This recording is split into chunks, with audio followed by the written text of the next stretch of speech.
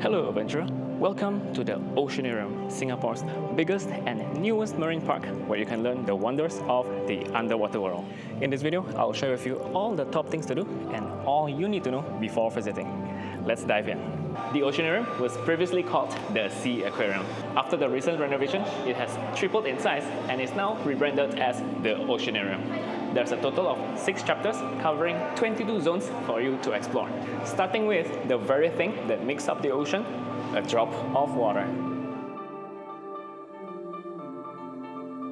Next, find your biggest nightmare on a beach day, the jellyfishes at the Ocean Wonders.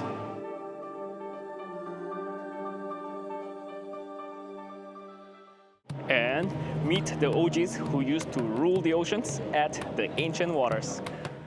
This is the first time I see a horseshoe crab swimming upside down. At the Conquering Land exhibit, you'll find creatures that bear semblance to when fishes started to walk. This next zone, the Spirit of Exploration, is actually the integration of the Maritime Museum into Sea Aquarium. So some of you might remember the Jewel of Muscat. If you want a better angle to look at the boat or some fun bouncing on the net, get on the Pier Adventure. For those who are hungry, visit the Explorer's Nook, which is a little cafe that sells marine-themed refreshments. Not gonna lie, the food items are very cute, but at $8 a piece, I think it's more like a fun buy for your children rather than something for you to satisfy your hunger.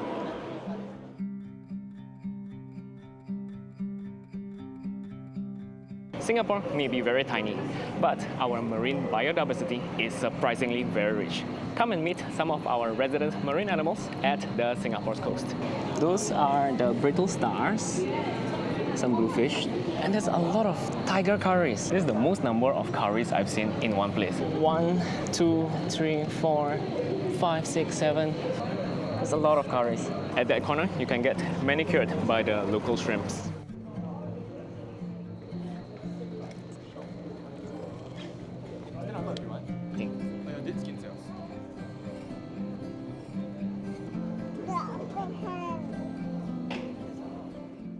And over here, they even have a live oyster bar. Okay, that didn't work. My joke didn't land. But that was a place where you can learn more about corals. Anyone watched Jaws? You can watch Jaws live here at the Shark Seas. Minus the blood and the gore.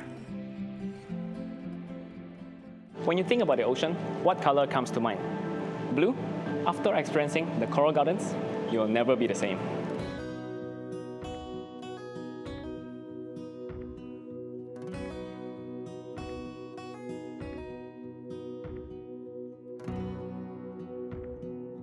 The color palettes of the whole seafloor, it's so well curated. Truly a coral garden. Peek into who lives in the corals at the Reef Animals Zone.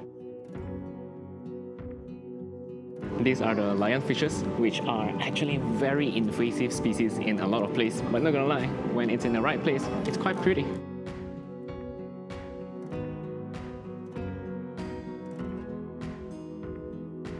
Next, take a look at the forests of the sea at the Kelp forest. Ever wondered how kelps stay upright? Turns out they have gas bladders along their stalks.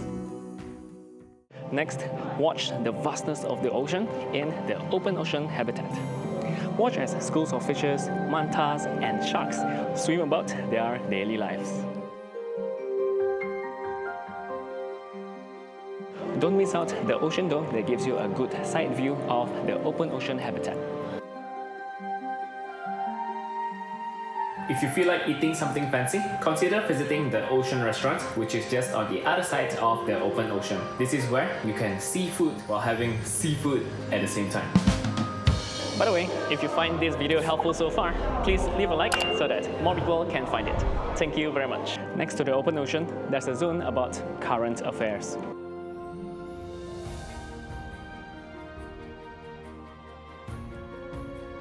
Next, learn about the sea creatures who moves up and down the sea floors and why.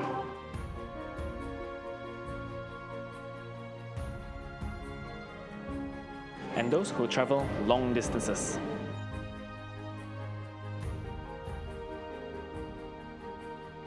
get to know the animals that thrive on the seafloor at the Benthos.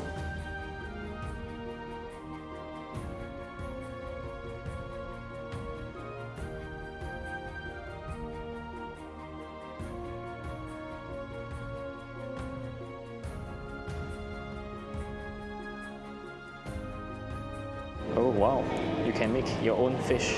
This is the DashingHeights fish. It's very colorful on one side and invisible in the dark of night from the side. Hey, that is the DashingHeights fish. Come on, turn around. Show me your black side. Oh, and it's gone. At the artificial habitat, you get to see how the ocean thrives at what's left behind by humans. So things like shipwrecks and treasure chests become a hard surface for the corals to grow on. Actually, I recognize this place. This was the shipwreck zone in the old sea aquarium. Oh, hello. Find out how humans dive into the deep at the Deep Sea Exploration. Remember the Titan that imploded when going down to the Titanic? This is Triton, its more successful cousin. Next, explore life in the deep and the beauties that lies within.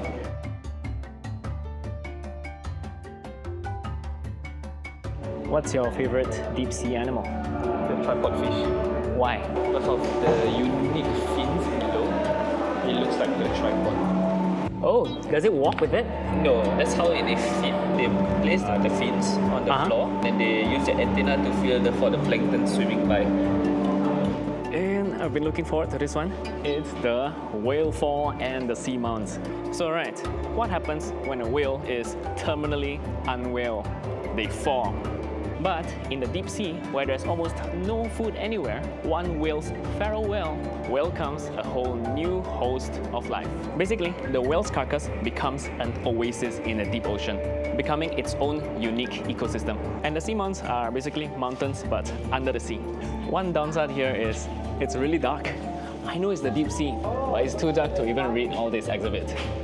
I watch a lot of documentaries about this, so I'm very happy to see it in person. I think it's very well done. Okay, I'll stop with the puns before it gets too overwhelming.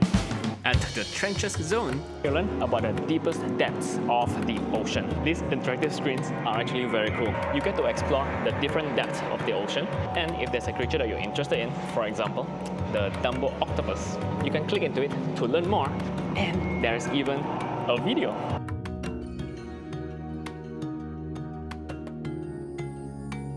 In the Ocean's Future exhibit, we imagine what life will be like if we failed to face the challenges that beset our oceans.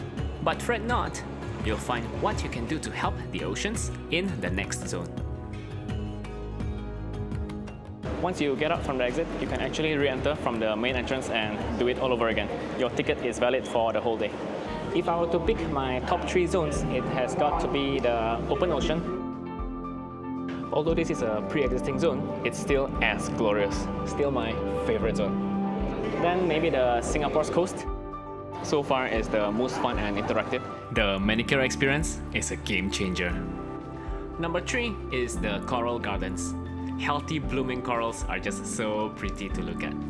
Actually, I really wanted to like the whale fall and the seamount. But the seamount part is especially disappointing because there's not much exhibit about the seamount itself. Seamounts are actually independent of whale falls, so I don't really know why they mix it into one zone. I feel like they could have done a lot more to distinctly present the seamounts. Anyway, I'll share the documentaries that inspired me in the description below in case that you guys want to learn more about seamounts and whale falls. So, is it worth visiting? I think the answer for me is yes. I went through the whole thing twice. I spent like 5 hours in there and I feel quite happy, quite satisfied with what I saw. If you're interested to visit, you can already buy the tickets on Klook and you can get a better price by using my code DASHING. In fact, you might get a great value if you visit during the first opening week because they have some opening celebration with free stuff that you can get. I might also be visiting again on the first week, so maybe see you there.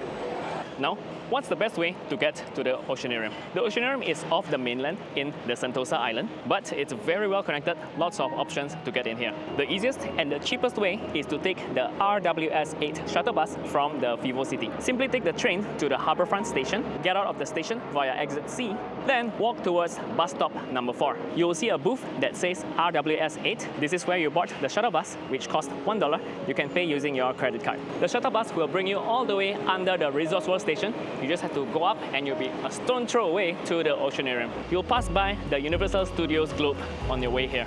And yes, you can go back via the same way for free.